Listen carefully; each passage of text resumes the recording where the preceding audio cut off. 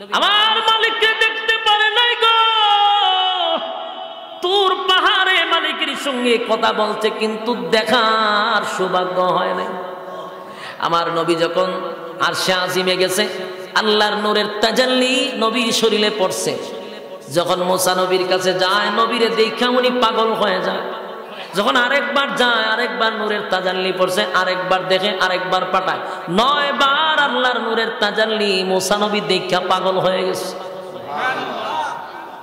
পয়গম্বর নামাজ 5 ওয়াক্ত লইয়া যখন চলে আসবে, আল্লাহ তখন ডাইরেক্ট আওয়াজ দিয়া বলে, নবী গো, 5 ওয়াক্ত নামাজ লইয়া আপনি উম্মতের কাছে যাচ্ছেন, আমি আপনারে ওয়াদা দিলাম 5 ওয়াক্ত নামাজ আপনারে দিছি, 50 ওয়াক্ত দিছিলাম, কমায়া নিছেন 5 ওয়াক্ত। তা আমি আল্লাহ মুখ দিয়া যা বাইর করি, ইটার রিটার্ন ফিরাইয়া নেই না। 50 ওয়াক্ত দিছিলাম, নিছেন 5 ওয়াক্ত, আমি 50 ওয়াক্ত সব দিব 5 ওয়াক্তের ভিতরে। আর আপনারে ঘোষণা দেই, আপনি নবী তো আমার কাছে বলছেন আপনার উম্মত কি মেরাজ করতে পারো? এই বেতা লইয়া দুনিয়ায় যাবে না বন্ধু, না, এই বেতা আপনাকে আমি দিব না। আপনার উম্মতকে 5 ওয়াক্ত নামাজ নিয়ে দিবেন। 5 ওয়াক্ত নামাজ যদি তারা দুনিয়ার জমিনে পড়ে, আপনার মেরাজ হইছে 7 আসমান টপকাইয়া, আপনার উম্মতের মেরাজ হবে জমিনে। জুরে কোন সুবহানাল্লাহ। আপনার উম্মত যখন নামাজে দাঁড়াবে গো নবী, ওয়াদা দিলাম আপনার উম্মত আর আমি আল্লাহর মাঝখানে কোনো পর্দা থাকবে না। মুমিনের মেরাজ হলো নামাজ। যুবক ভাই, আউয়ালু মা ইউহাসাবু বিহিল আবদু ইয়াউমাল কিয়ামাতিস সালাহ। নবী বলে কিয়ামতের ময়দানে নামাজের হিসাব হবে। ঘরে জন্ম নিলেই ইমানদার হওয়া যায়, দাড়ি রাখলেই ইমানদার, টুপি মাথায় দিলে ইমানদার, ভাই 7 লম্বা ফাগড়ি লাগাইলে ইমানদার, ইমানের দাবি করলে ইমানদার হওয়া যায়। যদি ইমানের দাবি, ইমানের বেশ ধরে ইমানদার হওয়া যেত, তাহলে আব্দুল্লাহ ইবনে উবাই ইবনে সুলুল 1 নম্বর ইমানদার থাকার কথা। কারণ রাসূলের একেবারে পিছনে নামাজ পড়তো। কোথায় নামাজ পড়তো? রাসূলের পিছন বরাবর নামাজ পড়তো। রাসূলের মাথায় পাগড়ি, বেচারার মাথায় পাগড়ি। রাসূলের মুখে দাড়ি, বেচারার মুখে দাড়ি। রাসূলের পকেটে মেসওয়াক, তার পকেটে মেসওয়াক। এত বড় বুজুর্গ, মুনাফিকের লিস্টে তার প্রথম নাম। দেখতে তো পুরা কাকরাইল মসজিদের ইমাম, কিন্তু ভিতরে হুদ্দা শয়তানি। বাস্তব না বাস্তব? শয়তানিয়ে ভরপুর, কিন্তু দাড়ি ভাই 7 লম্বা, ফাগড়ি ভাই 7 লম্বা, ভিতরে শয়তানিয়ে ভরপুর। আব্দুল্লাহ ইবনে উবাই ইবনে সুলুল মুনাফিকের নাম সবার আগের খাতারে, কিন্তু দেখতে দেখা যায় বহুত বড় বুজুর্গ। আমাদের সমাজে এরকম বুজুর্গ আছে যাদের ইমানের কৌটা 0। মানে আমাদের কাছে তো থার্মোমিটার নাই। জ্বর মাপার জন্য একটা কাঠি দেখবেন এই বগলের নিচে ঢুকায়, কতক্ষণ পরে এটা বাইর করে, বাইর করে ভাই সাহেব আপনার তো জ্বর 102, তার মানে এটার নাম হলো থার্মোমিটার। এটা দিয়ে জ্বর মাপা যায়, কিন্তু ইমান মাপার থার্মোমিটার নাই। এই জন্য ডক্টর ইউনিয়ন যদি কয় আমি ইমানদার, তাহলে বেঈমান করার সুযোগ আপনার নাই, কারণ মাপার তো মিশিং আপনার কাছে নাই। একটা বেনামা যদি কয় যে হুজুর আমি ইমানদার, ডাইরেক্ট তারা বেঈমান হইতে পারতেন না, কারণ আপনার কাছে মাপার মিশিং নাই। বাস্তব না বাস্তব? হ্যাঁ, আমাদের দেশে এটা কমন। 5 ওয়াক্ত মসজিদে নামাজ পড়তেছে বেচারা, ইমাম সাহেবের সাথে সম্পর্ক বালা, নামাজ পড়ে তসবিহটা হাতে নিয়ে আবার সুবহানাল্লাহ আছে, সুবহানাল্লাহ সুবহানাল্লাহ সুবহানাল্লাহ করতে করতে দোকানও যায়, সুবহানাল্লাহ সুবহানাল্লাহ, গিয়া কয় সুবহানাল্লাহ সুবহানাল্লাহ, সাদ একটা চিনি ছাড়া, সুবহানাল্লাহ সুবহানাল্লাহ। আর গত মাসে তো টাকাটা নিচ্ছে, 1 মাস কিন্তু হয়ে গেছে, লাভে টুবি দিয়া দিস, সুবহানাল্লাহ সুবহানাল্লাহ আসেনি। এরপরে দেখবেন সুবহানাল্লাহ তো আছে, অগল খামি সুবহানাল্লাহর ভিতরে দিয়ে চলতেছে, কিন্তু কতক্ষণ পরে দেখবেন তসবির মাথার দিয়ে একটা সুমা দেয় 100, এটা দিয়া খতম করে লেছে। এরকম হিসাব আসেনি? মাশাআল্লাহ, সর্বদিক দিয়া তারা অলরাউন্ডার, কিন্তু এরা বেঈমান করার সুযোগ নাই আপনার, কারণ আপনার চেয়ে বড় লেবাস দিক দিয়ে ইমানদার বহুত বড়। এই যে লেবাস দুইটা দুইটা সারা দেশে বুয়া ইমানদার, যেমন বাংলাদেশে বুয়া মুক্তিযোদ্ধা আছে, আসেনি? বুয়া মুক্তিযোদ্ধা আছে, বুয়া ইমানদারও আছে, কথা কয় না তুই? সংগ্রামই দেখছে না বেচারা, কিন্তু মুক্তিযোদ্ধা। আর অরিজিনাল মুক্তিযোদ্ধা না হায়া গরম মরে। এরকম অরিজিনাল ইমানদারের নাম নাই, ভুয়া ইমানদার বাংলাদেশে বেড়ে গেছে। এই জন্য থার্মোমিটার তো আমাদের কাছে নাই, আছে কার কাছে? হ্যাঁ, আল্লাহ থার্মোমিটার দিয়া দেখেছে ইমান জিরো। ওই কারণে আল্লাহ বলে ইল্লাল্লাযীনা আমানু, তোমরা ঈমান আনো আমি আল্লাহর উপর। কারণ আল্লাহ জানে আমরা ঈমান নাই, এই জন্য আল্লাহ কয় ঈমান আন আমি আল্লাহর উপর। তাহলে জান্নাত আমরা মামুর বাড়ি না। এক নম্বর হলো ঈমান আনতেই হবে। দুই নাম্বার যে কথাটা এটা হলো ওয়া আমিলুস সালিহাত, তোমরা নেক আমল করো। ঈমানের পরে কি আমল করবে? নেক আমল করবে। ঈমান আইন নেই আপনি সাইরা লাইছেন যে আর কিছু দরকার নাই, কি এর নামাজ, কি এর রোজা, কি এর হজ, কি এর যাকাত, কি এর পর্দা, কি এর কিছু, বাস ঈমানদার দাবি করে বসে রয়েছে। নেক পরের আয়াত আল্লাহ বলে ওয়া আমিলুস সালিহাত, তোমরা নেক আমল করো। তো নেক আমল করো মানে কি? সব নামাজ, রোজা, হজ, যাকাত যা আছে আল্লাহর হুকুম, আহকাম, রাসূলের তরিকা সব মানতে হবে। এই দুইটা জিনিস যদি আপনার থাকে আর ঈমান আমল লইয়া যদি কবরে উঠতে পারেন, আল্লাহ বলেন আমার দয়া মায়া তোমাকে জান্নাত দিব। জান্নাত কিন্তু এটা মামুর বাড়ি না। জান্নাত হাসিল করতে হবে দুনিয়ায়। জান্নাত পরকালে গিয়া না, কেন থেকে কথা কয় না। আল্লাহ কি আমরা অনর্থক বানাইছে? কথা কয় না। খাইবার লে ঘুমাইবার লে বানাইছে? আল্লাহ নিজে বলেন অনর্থক বানাই নাই। আফা হাসিবতুম আন্নামা খালাকনাকুম আবাসাও ওয়া আন্নাকুম ইলাইনা লা তুরজাউন। অনর্থক বানাই নাই, অকারণে বানাই নাই, নিষ্প্রয়োজনে বানাই নাই। এটা আল্লাহ স্পষ্ট ঘোষণা করেছে।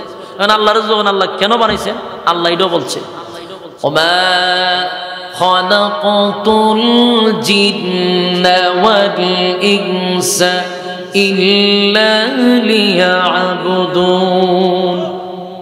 আল্লাহ বলেন যে আমি মানব দানব বানাইছি শুধুমাত্র কেবলমাত্র আমার ইবাদত করার জন্য। বলেন কেন বানাইছে? ইবাদতের জন্য। ইবাদত যদি আপনি না করেন সেইটা দিব? অতীতে কেউ ছাড়ছে?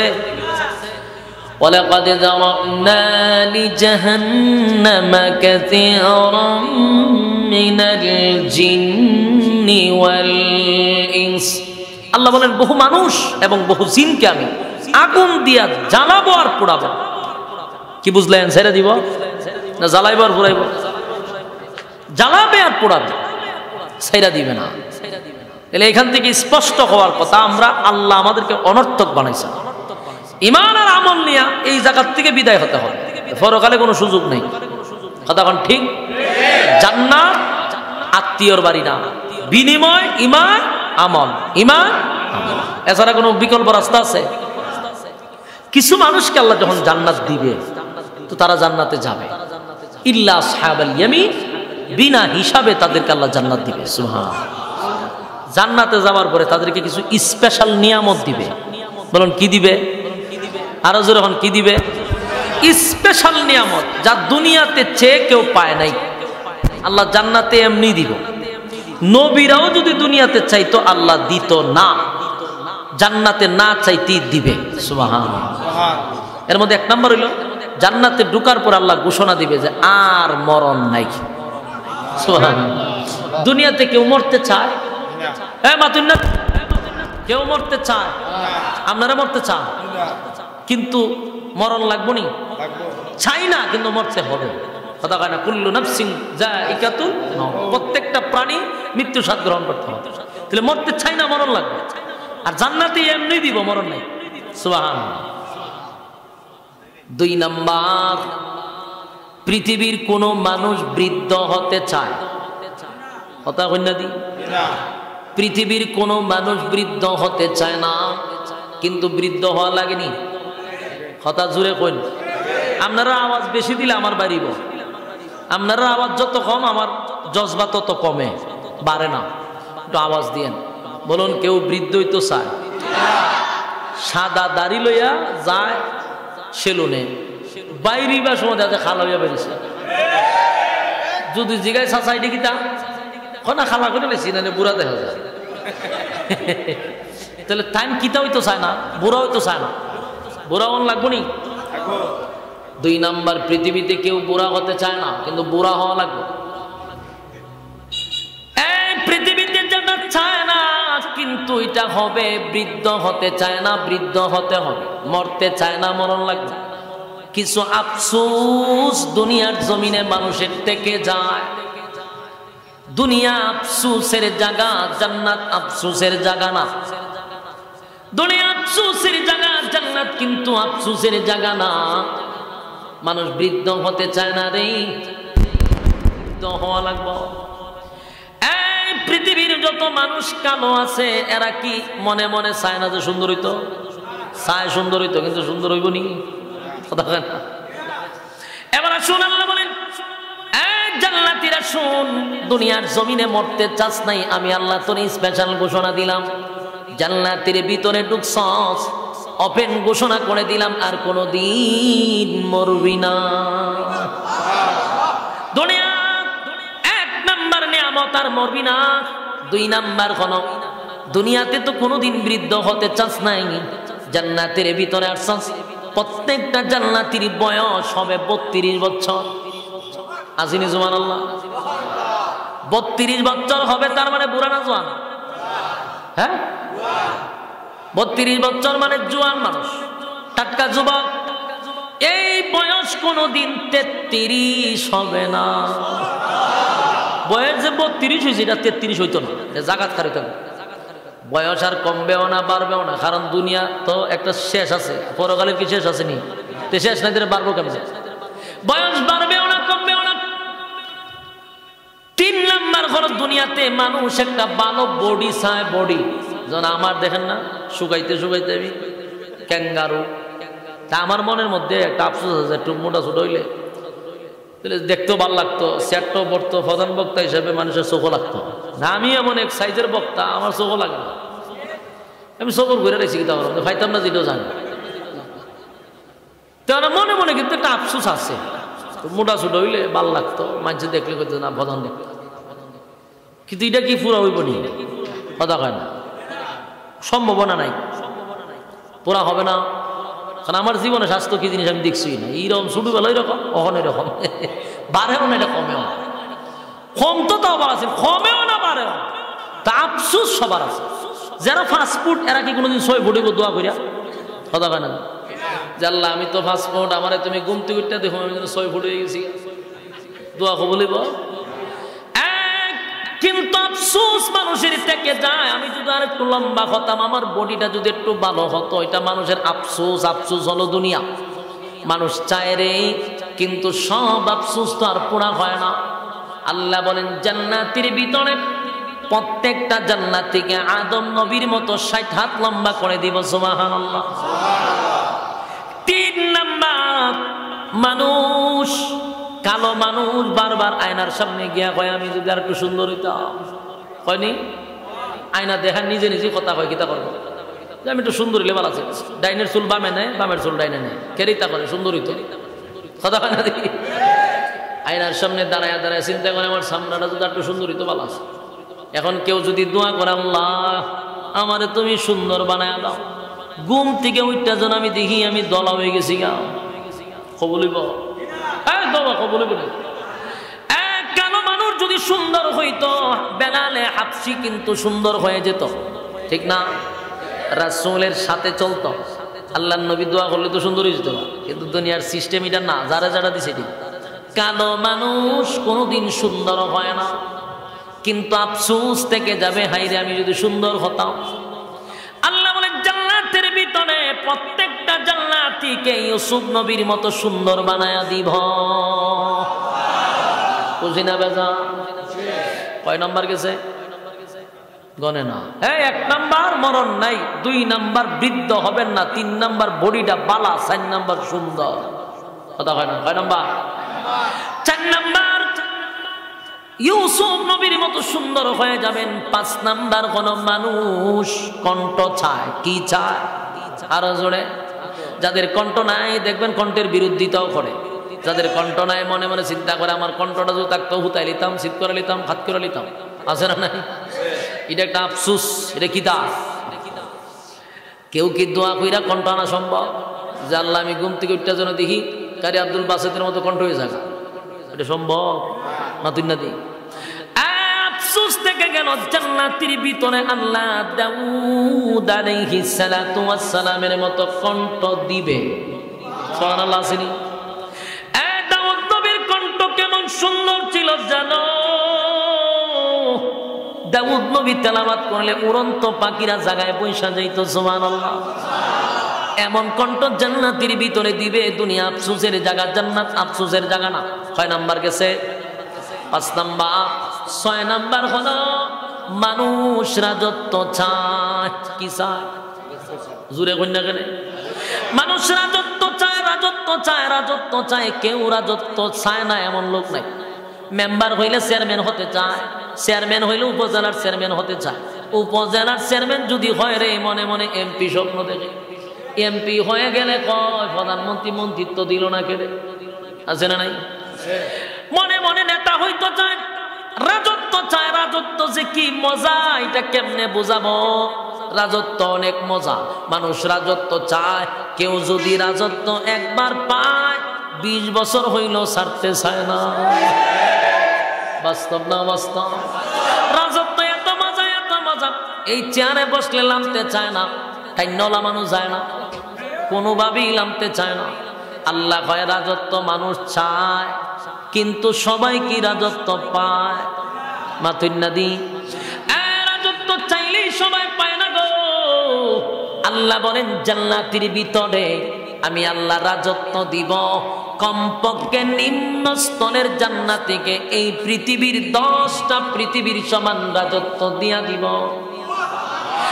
বিরোধী দল রাখবো না, রাজত্ব দিব যে আবার আপনারা টাইনা লামাইতো চায় এমন বিরোধী দল আমি জান্নাতের ভিতরে রাখবো না। দুনিয়ার জমিনে যারা এখন রাজত্ব চালাইতেছে, যদিও 15 বছর ছিলাম তো চায় না, আবার 5 বছর 20 বছর 20 বছর ধরে একজনই বসা, পিছন দিয়া বিএমপি টানে হলামস না কেন? হনা মজা লাগে। বিএমপি কয় লাভ, এরা কয় মজা লাগে। আবার বিএমপি উঠলে আওয়ামী লীগ কয় বললাম, এটার নাম হয় বিরোধী দল। এটা কি আপনারা আমার আওয়াজ বুঝুননি? বিরোধী দল থাকলে শান্তিতে থাকা যায় না, কারণ পিছনে টানে, পিছনে বিরোধী দল থাকলে লামা যায় না রে। আল্লাহ কয় জান্নাতের ভিতরে বিরোধী দল রাখবো না, একক রাজত্ব দিব। রাজত্ব চাঁদ জান্নাতে রাজত্ব দিব। সুবহানাল্লাহ। এবার আপনার বডি বালা, মরণ নাই, চেহারা সুন্দর, কণ্ঠ সুন্দর, রাজত্ব আছে, এখন কি দরকার? বহু দরকার। কিটা দরকার? মা তিন্না দিয়ে আপনারা বউ দরকার। দুনিয়াতে আল্লাহ বউ দিছে, বিয়া কড়া করে করছে, একটার বেশি 2টা ভালো নাই। চাইলেও 2টা করতে পারেন না, কারণ বাংলাদেশে জন্ম নিছে। বাংলাদেশে এমন একটা দেশ, যেই দেশে প্রেম প্রীতি করা যায় 10টা 15টা। এটারে মানুষে খারাপ মনে করে না, কয়টা এনজয়। এটা কি জয়? এনজয়। যদি জিগায় বলে এত প্রেম করে 10-12, হয়তো এক বয়সে করে, এতে এনজয়। পোলাপান মানুষ করুক। কিন্তু কেউ যদি গুনার থেকে বাঁচতে চায়, বিয়া করতে চায়, আর একটা বিয়া যদি একটা কইরো লাগে, হালাই লুচ্ছা, এর চোখ বালা না। বলে কে রে? বলে বিয়া হইল। বিয়াটা কি হারাম না প্রেম করা হারাম? প্রেম করলে মন্তব্য নাই, কয়টা এনজয়। আর বিয়া করলে লুচ্ছা। এর নাম বাংলাদেশ। এর নাম কি দেশ? আল্লাহ বলেন জান্নাতের ভিতরে দুনিয়াতে মানুষ চাহিদা একটা বিয়া করলেও মনে মনে চায় আর একটা করতে, কিন্তু প্রথম বাধা হলো আপনার ঘর, এরপরে সমাজ, এরপরে রাষ্ট্র। বিয়া করতে মানুষ মানে না।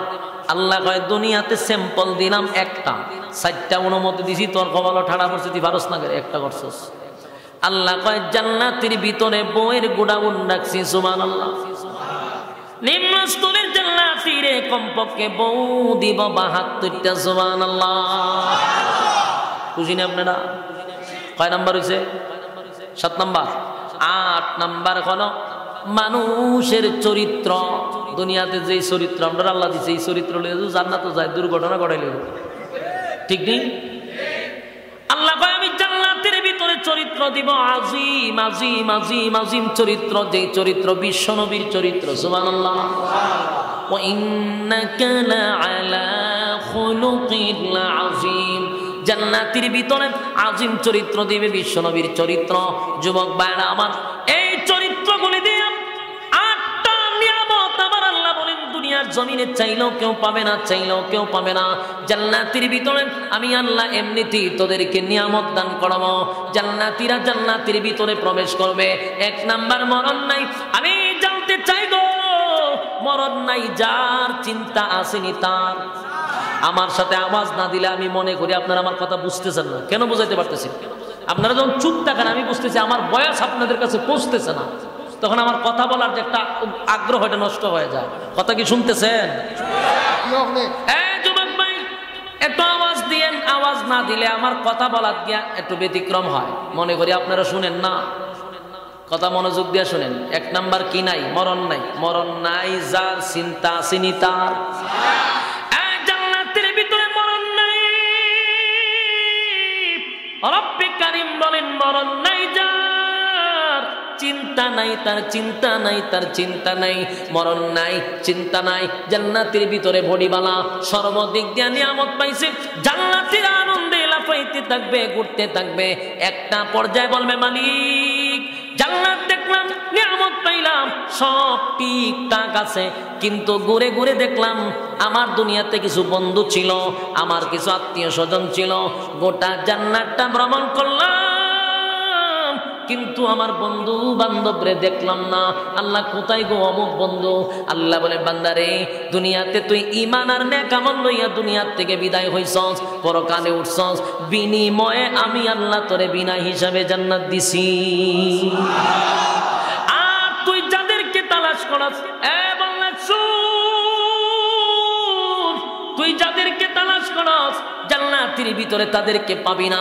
আমি আল্লাহ তাদেরকে জাহান্নামে রাখছি, জাহান্নামে রাখছি। তারা ঈমান আর আমল লইয়া আসতে পারে নাই, আমি আল্লাহ জাহান্নামের ভিতরে রাখছি। জান্নাতীরা বলবে মালিক আপনি তো বলছেন জান্নাতীরা যা চাইবে আপনি আল্লাহ তা দিবে। আল্লাহ কইছিলাম বলে কইছিলাম, তাহলে ঠিক আছে আমি তোমাদেরকে ব্যবস্থা করে দিব। জান্নাতীরা বলবে জান্নাতীরা বলবে আমরা একটু জাহান্নামীদের সঙ্গে কথা বলতে চাই, দেখা করতে চাই। আল্লাহ বলেন ফি জান্নাতিন ইয়াতাসাআলুন, জান্নাতী আর জাহান্নামীদের মধ্যে দেখা করার একটা ব্যবস্থা হয়ে যাবে। সুবহানাল্লাহ। জান্নাতীরা জাহান্নামীদের সঙ্গে দেখা হবে, কথা হবে, টকশো হবে। আনিল মুজরিমিনা মা সালাকাকুম ফি সাকার, সাকার নামক জাহান্নামীদের সঙ্গে জান্নাতীদের আল্লাহ দেখা করায়া দিবে। এবার জান্নাতী আর জাহান্নামীরা যখন মুখামুখি হবে, দেখা হবে, সাক্ষাৎ হবে, জান্নাতীরা প্রথমেই বলবে এ জাহান্নামীরা, এ জাহান্নামীরা, দুনিয়ার জমিনে একই সাথে তুই আর আমি ব্যবসা করতাম, চাকরি করতাম, খেলাধুলা করতাম, আড্ডা মারতাম, কিন্তু আমি জান্নাতে আসলাম, চিরস্থায়ী জান্নাতের মালিক আমার মালিক বানায়া দিল, কিন্তু তুই আমার সঙ্গে ব্যবসা করতি, আমার সঙ্গে চাকরি করতি, আমার সঙ্গে খেলাধুলা করতি, তুই কেন জাহান্নামে গেলি? কিসে তোরে জাহান্নামে আনলো? কোন কারণে তুই জাহান্নামে আসলি? কে কারে কয়? জান্নাতীরা জাহান্নামীদেরকে প্রশ্ন করে কিসে তোরে জাহান্নামে আনলো? তুই আর আমি একসাথে ব্যবসা করতাম, জুরি বাজারে একই সাথে ব্যবসা করতাম, একই সাথে চাকরি করতাম, কিন্তু আমি জান্নাতি, তুই কেন জাহান্নামী? কেন জাহান্নামে আসলি? কোন কারণে জাহান্নামে আসলি? কিসে তোরে জাহান্নামে নিয়ে আসলো? এই কথা শোনার পরে জাহান্নামীরা জাহান্নামে কেন আসলো, কোন কারণে আসলো, এর 4টা বর্ণনা করবে। জোরে কোন কয়টা? আরো জোরে সবাই মিলে। আলোচনার শুরুতেই বলছিলাম কর্মসূচি কয়টা? আরো জোরে। কর্মসূচি 4টা। কোন কারণে জাহান্নামে গেছে এটা জাহান্নামীরা বর্ণনা করবে। আপনি শোনার পরে যদি মানেন তাহলে 4 কারণে জাহান্নামে যেতে হবে না। ইয়াদ আসেনি? ভূমিকা ইয়াদ আছে? 4 কারণে জাহান্নামীরা বলবে আমরা 4টা কারণে জাহান্নামের ভিতরে আসছি। আমি 4টা কারণ জাহান্নামীরা জান্নাতীদেরকে বলবে, আপনারা তো শুনবেন। শোনার পরে যদি চিন্তা করেন এই 4 কাজ আমরা করব না, তাহলে জাহান্নাম থেকে আপনারা বেঁচে যাবেন। আপনারা বাঁচতে চাননি? কেউ কি জাহান্নামে যেতে চায়? সবাই জান্নাতে যাইতে চায়। তো জান্নাতে যাইতে গেলে 4 কারণ লইয়া বাড়ি দিতে রাজি আছেন? জাহান্নামীরা বলবে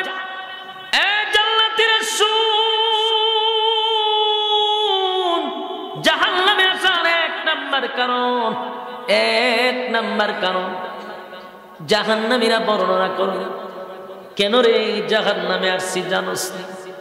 কোন কারণে জাহান্নামে আসছি জানো?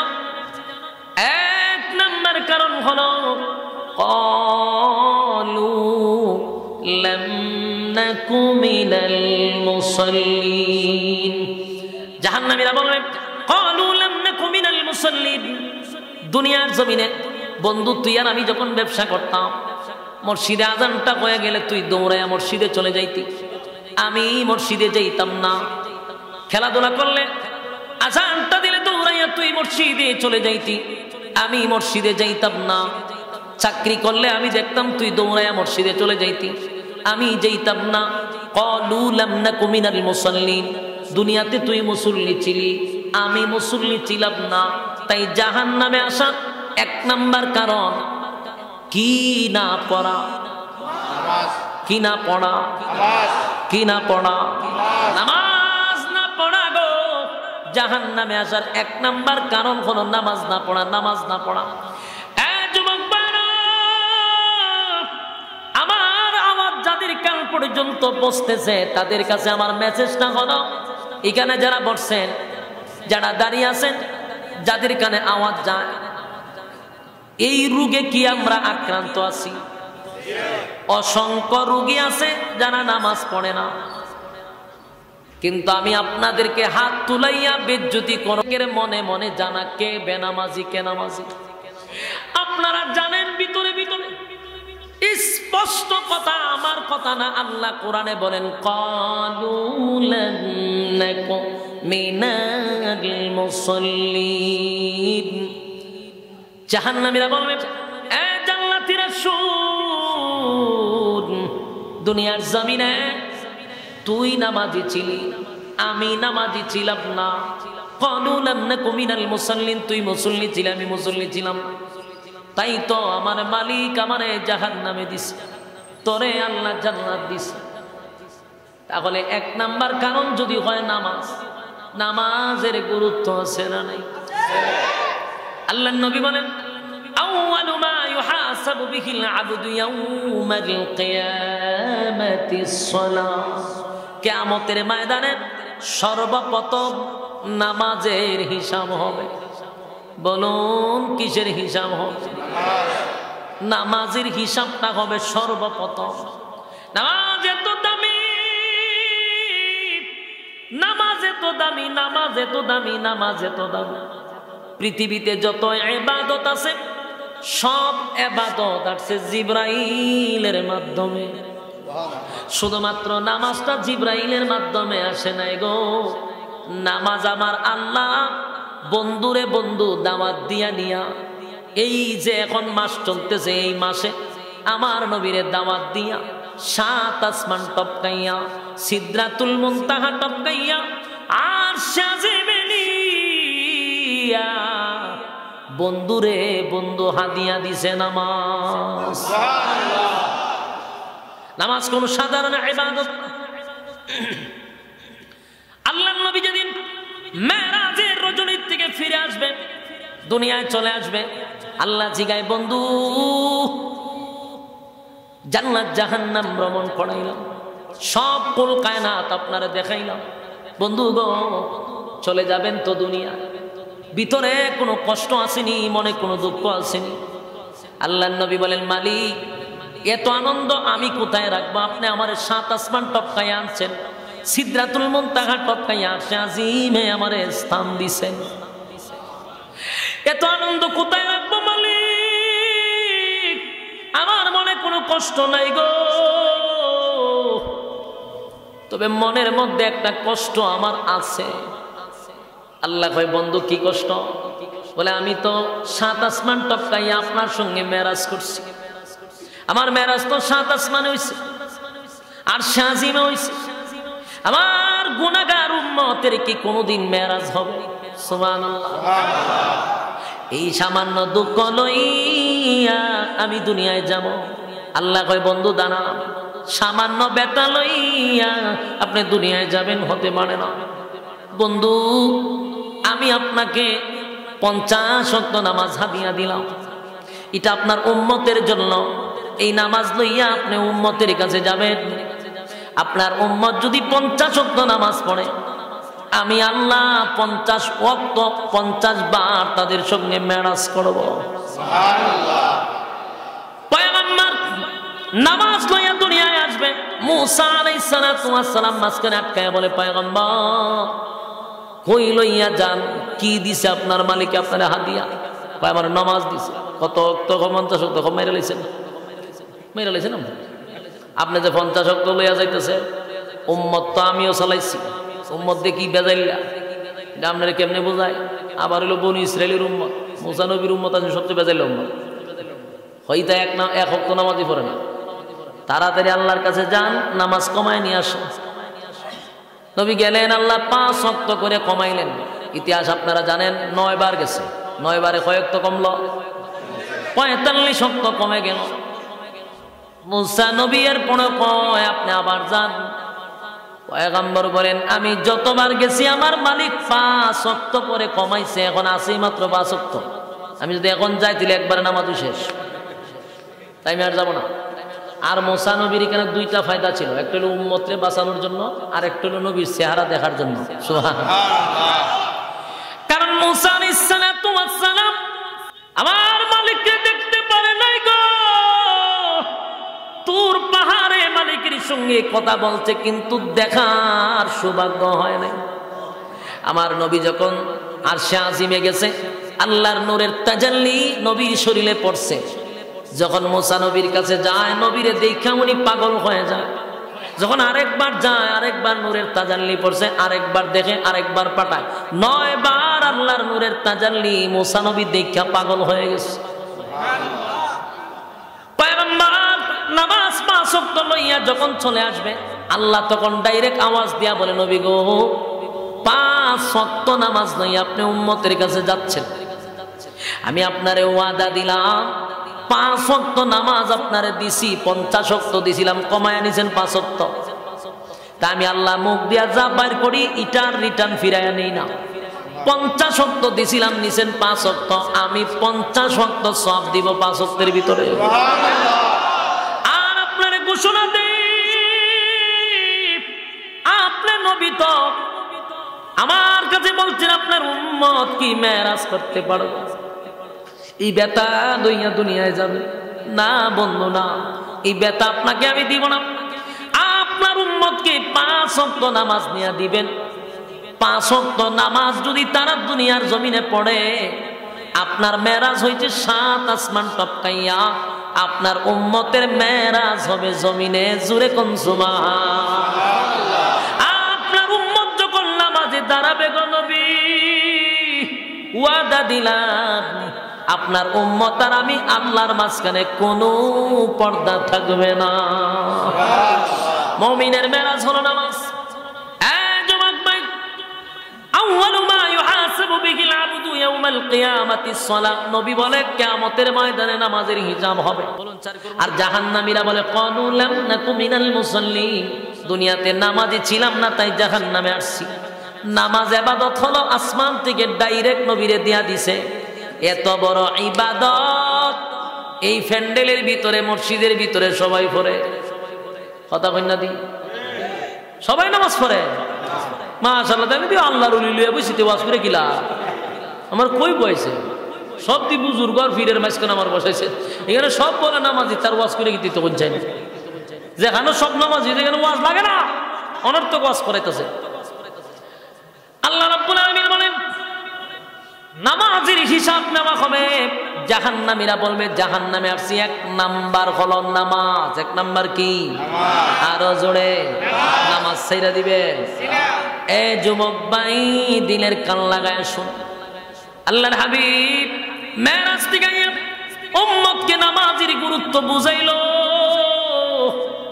নামাজ পড়তে গিয়া, নামাজ কায়েম করতে গিয়া নবীও কিন্তু অনেক কষ্ট করছে, শুধু নামাজটা কায়েম করতে গিয়া।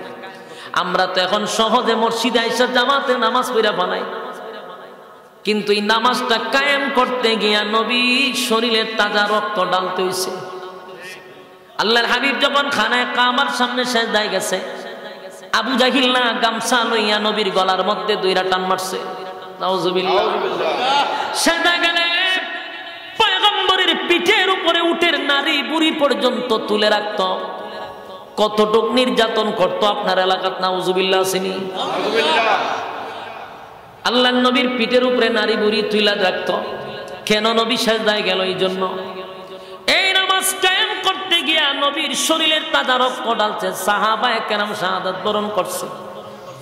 তাই নামাজ যদি কেউ ছেড়ে দেয় জাহান্নামে যাওয়ার 1 নাম্বার কারণ। কথা হয় না? জাহান্নামে কয় নাম্বার কারণ? জাহান্নামে যাওয়ার 1 নাম্বার কারণ। আল্লাহর হাবিব যেদিন দুনিয়া থেকে বিদায় হয়ে যাবে সেদিনও কিন্তু নামাজের ব্যাপারে বারবার উম্মতকে টার্গেট করে গেছে। আম্মা জান আয়েশার কথা বলে নাই, আসাইন আর হুসাইনের কথা বলে নাই, নবীর কোন আত্মীয় স্বজনকে ডাইখাইন না, কোনো নসিহত করে নাই। নসিহতটা ছিল উম্মতের, আরে নামাজ ছাড়বি না। আল্লাহর হাবিব যেদিন দুনিয়া থেকে বিদায় হবে প্রচন্ড মাথা ব্যথায় নবী কিন্তু শুয়েছিল, কখনো হুশ কখনো বেহুশ, নবী উঠতে পারে না, বসতে পারে না। সাহাবায়ে কেরাম মসজিদে নববীর মধ্যে কাতারবন্দি হয়ে বসা।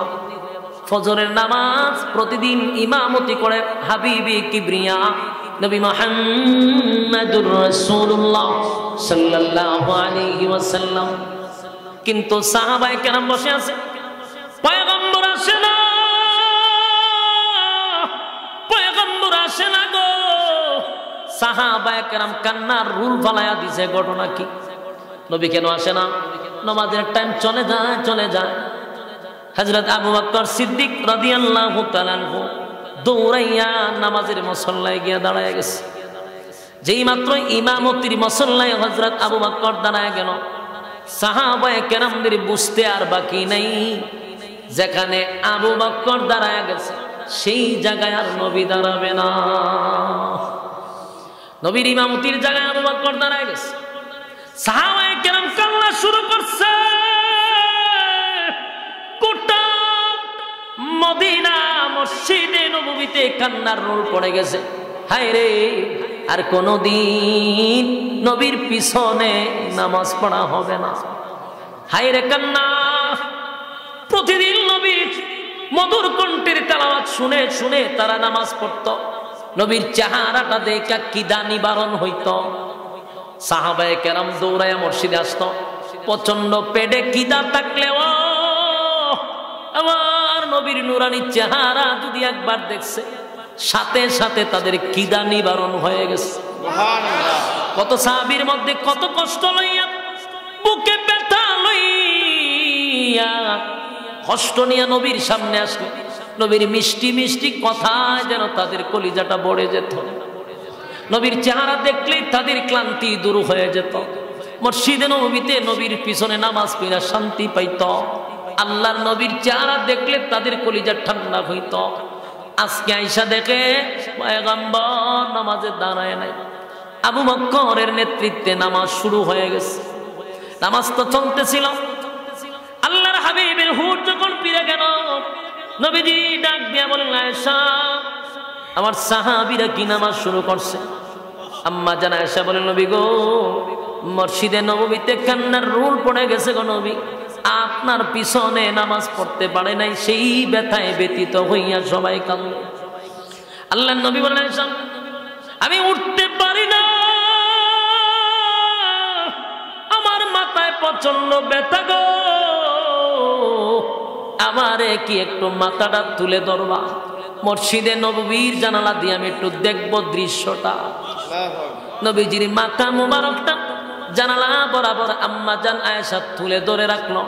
নবীজি এক দৃষ্টিতে মসজিদে নববীর দিকে তাকায় আছে।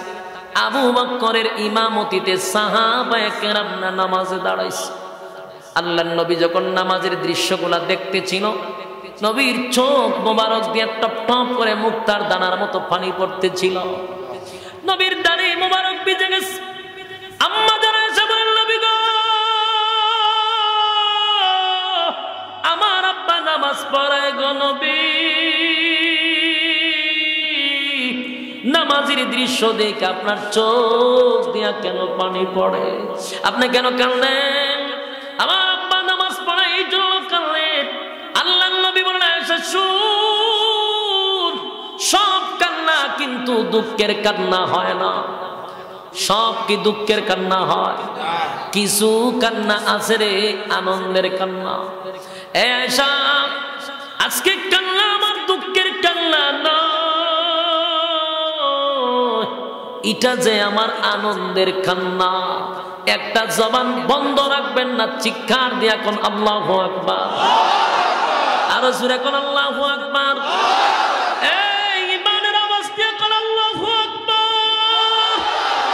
আল্লাহর নবী বলেছেন, শুন, এটা আমার দুঃখের কান্না নয় গো, এটা যে আমার আনন্দের কান্না, আনন্দের কান্না। এই নামাজটা কায়েম করতে গিয়া কত সাহাবী আমার সামনে শাহাদাত বরণ করছে। এই নামাজ কায়েম করতে গিয়া আমি নবীর শরীর দিয়া তাজা রক্ত বাহির হইছে। এই নামাজ কায়েম করতে গিয়ে আমি কত লাঞ্ছিত অপমানিত হইছি।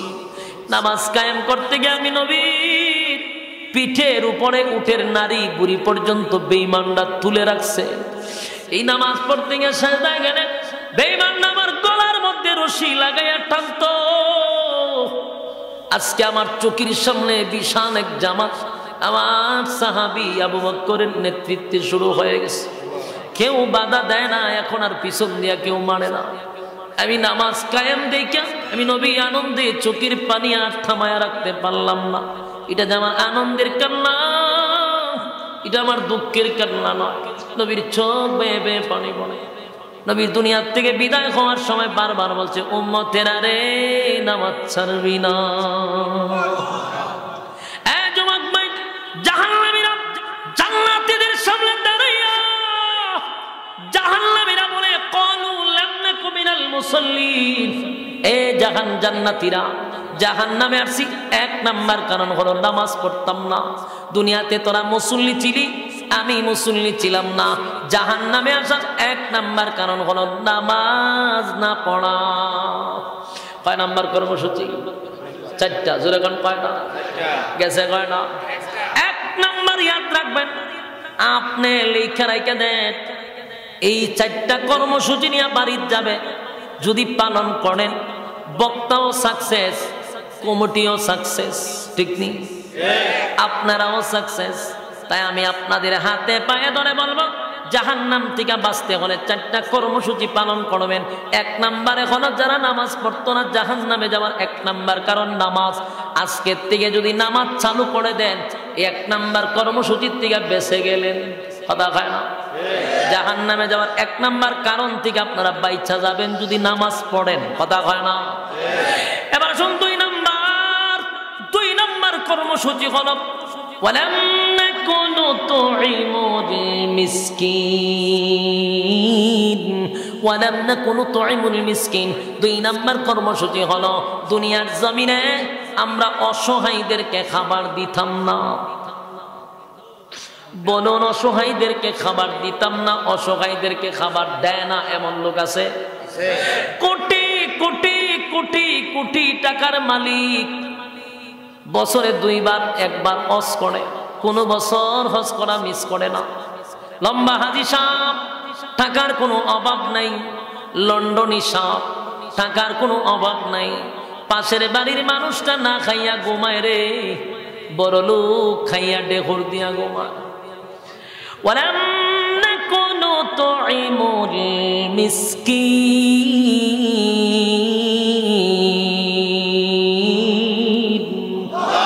আল্লাহ যারা অসহায়দের প্রতি দাঁড়াইলো না, নিজে খাইয়া ঘুমাইলো, পেট বইরা ঘুমাইছে, সকালবেলা রাত্রের বেলা ডেকুর দেয়। পাশের বাড়ির মানুষটা না খাইয়া কিধার জ্বালা সারাটা রাত ঘুমাইতে পারে নাই। বাচ্চা লইয়া ঘুমাইছে, পেটের কিদায় ঘুমাইতে পারলো না। কিন্তু তোমার ঘরের খাবার অভাব নাই, অতিরিক্ত খাবার তুমি ডাস্টবিনে ফালাইয়া দাও। পাশের বাড়ির মানুষটা না খাইয়া ঘুমাইল, অসহায়দেরকে যারা খাবার দিল না, এতিমের মাল যারা মাইরা খাইল, এতিমদেরকে যারা খাবার দিল না, জাহান্নামে যাওয়ার দুই নাম্বার কারণ। জোরে কোন কয় নাম্বার কারণ? এই এতিমদের মাল মাইরা খাওয়াই না লোক আছে না? না,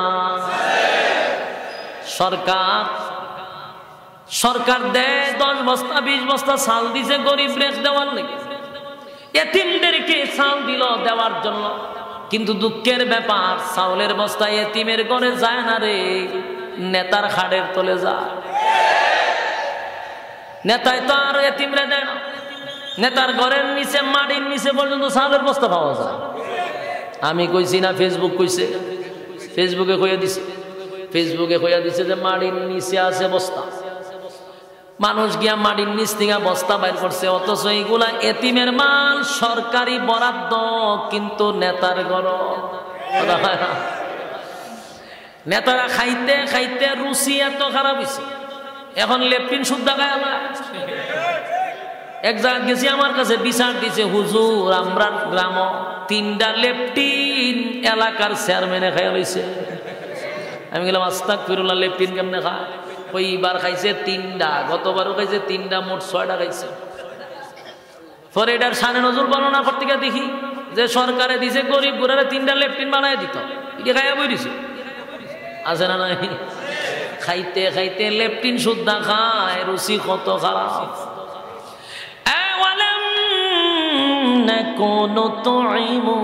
মিসকিন 2 নাম্বার হলো মিসকিনের মাল যারা মাইরা খায়, এতিম অসহায়দের মাল যারা মাইরা খায়, জাহান্নামে যাওয়ার এটা কয় নাম্বার কারণ?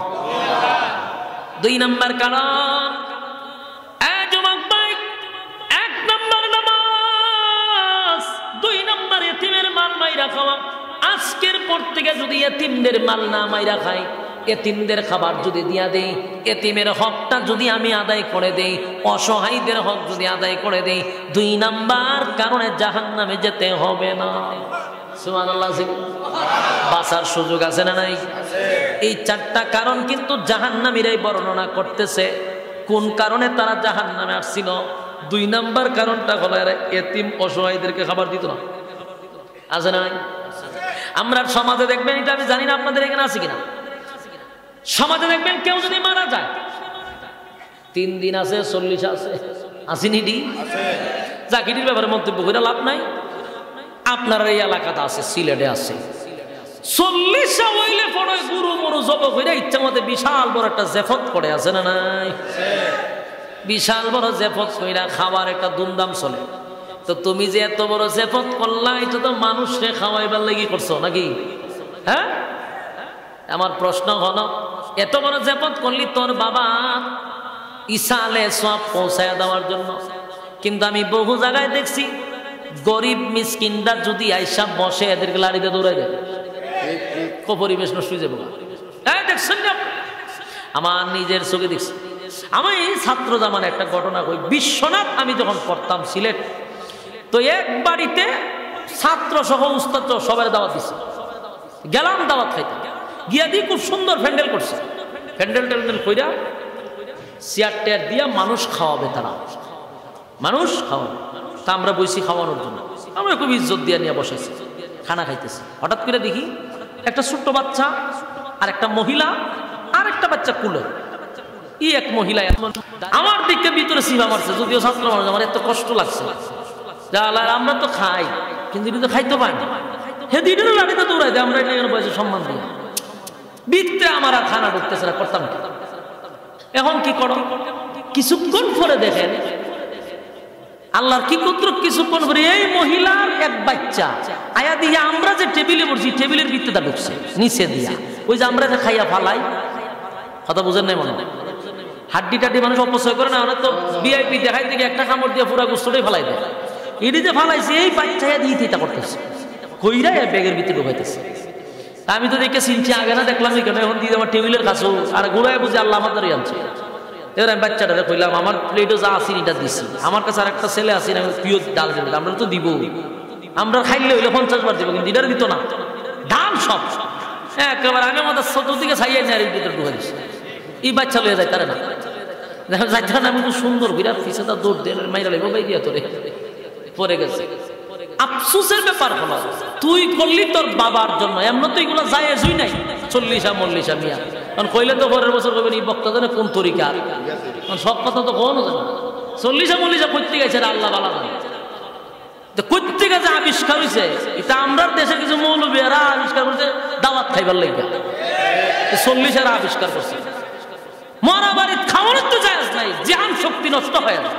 আমরা উস্তাদরা ক্লাসের সময় বলতো যে মরা বাড়ি গিয়ে খাইস না, সাবধান, জান শক্তি নষ্ট হয়ে যায়। গিয়া খায় খাইছত বালা কথা, আমি এটা নিষেধ করতেছি না।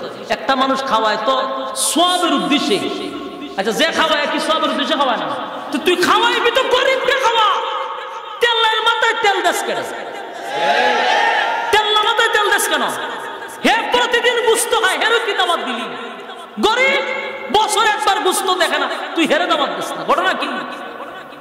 এগুলা তেল মাথায় তেল। আপনারা সিলেট লন্ডনে বেশি 3টা-4টা গরু ফালায় মানুষ ইচ্ছা মতে খাওয়ায়, 4 পয়সার সব পাবি না, 4 পয়সার সব পাবি।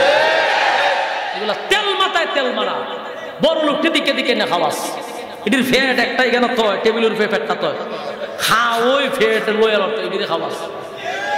আর গরিবটির ফ্যাটে ফিডে লাগিয়ে গেছে, এটিরে খাওয়ায় না, লাঠিতে দৌড়ায় দেয়। আপনারা ছিলেন বিশ্বনাথ সাদিকুর রহমান সাহেব ছিল শিরোমঙ্গলী হুজুর একজন, অনেকে চিনেন কিনা জানি না আমি। ওই হুজুর একদিন এক লন্ডনী হুজুরের কাছে আসছে, আয়া বসছে, আমরা বসা আসলাম, হুজুরের কাছে বসছে। হয়তো হুজুর আমার আব্বা মারা গেছে, আমি একটু দোয়া পড়াইতাম, একটু খাওয়াইতাম। উনি তো সেগুলো হাদিস পড়া, উনার কাছে যখন আয়া বলছে, উনি বলতে যাচ্ছা খারে খাওয়াইবা, একটু মানুষ খাওয়াইতাম।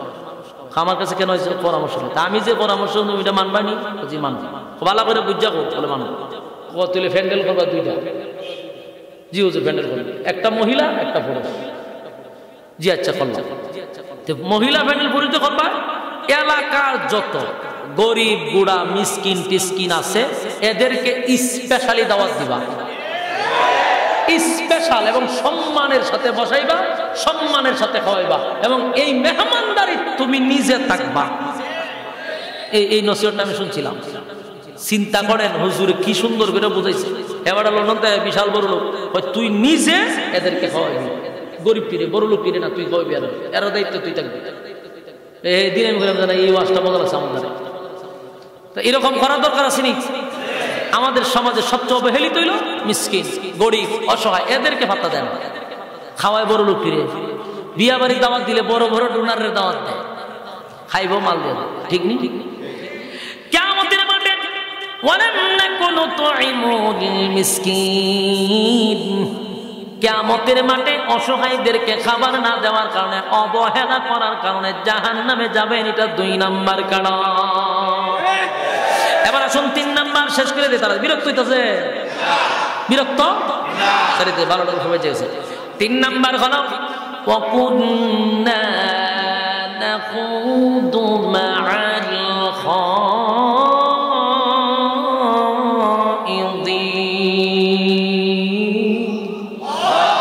3 নাম্বার হলো ওয়াকুন্না নাকুদু মা'আল খাইদিন। 3 নাম্বার অপরাধে কিন্তু আমরা সবাই জড়িত, একটু বেশি মহিলারা, একটু বেশি মুরব্বীরা। এখন যে অপরাধটা ওয়াকুন্না নাকুদু মা'আল খাইদিন, এটার মধ্যে জড়িত বেশিরভাগ মহিলা এবং মুরব্বীরা, মাঝামাঝি ফুলাফান। এখন আসুন ওয়াকুন্না নাকুদু মা'আল খাইদিন, যারা অনর্থক কথা বলে, বেহুদা কথা বলে, অপ্রয়োজনীয় কথা বলে, কথা হয় না, বেহুদা কথা বলেন না, আসেনি?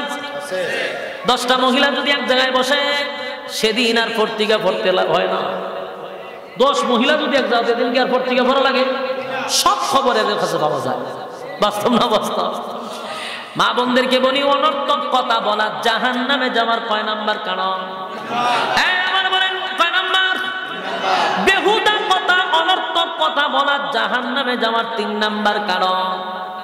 আমরা মুরব্বীরাও আছে অনর্থক কথা, এই নামাজ পড়ে সেটা দোকানে বইয়া টানটা মানে আনাইলে হুদুদি কথা কয়, হুদুদি কথা কয়। আর আপনার ফুলা মানে এরা কথা কয় কম, ফেসবুকে কথা কয়। এরা হলো কিবোর্ড মুজাহিদ। এরা কি মুজাহিদ? এরা মানে কিবোর্ডে 14 গোষ্ঠী উদ্ধার করতেছে কিবোর্ড।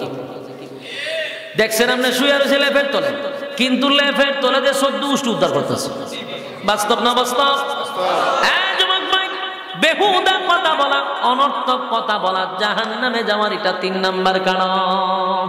কথা কয় না? আমরা সমাজে বেহুদা কথা বলি না, লোক আছে না নাই? তিন নাম্বার হলো কুন্না নাখুদু মাআল খাইদিন, বেহুদা কথা বলা যাবে না, অনর্থক কথা বলা যাবে না, অপ্রয়োজনীয় কথা বলা যাবে না। বাজারে যাইতেছেন, অনর্থক কথা না বলে আল্লাহর জিকির করতে করতে যান, যে কোনো একটা সূরা পড়তে পড়তে যান, যে কোনো জিকির করতে করতে যান। অনর্থক বেহুদা অপ্রয়োজনীয় কথা বলা জাহান্নামে যাওয়ার 3 নাম্বার কারণ।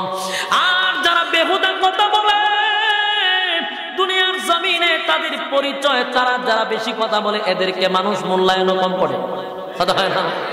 সমানে কথা কয়, সমানে কথা কয়, এদের সমাজে সম্মান বেশি না কম? কম। এই জন্য সাবধান, আল্লাহ ইজ্জত কমায়া দেয়। যারা বেহুদা কথা কয় ইজ্জত কি করে?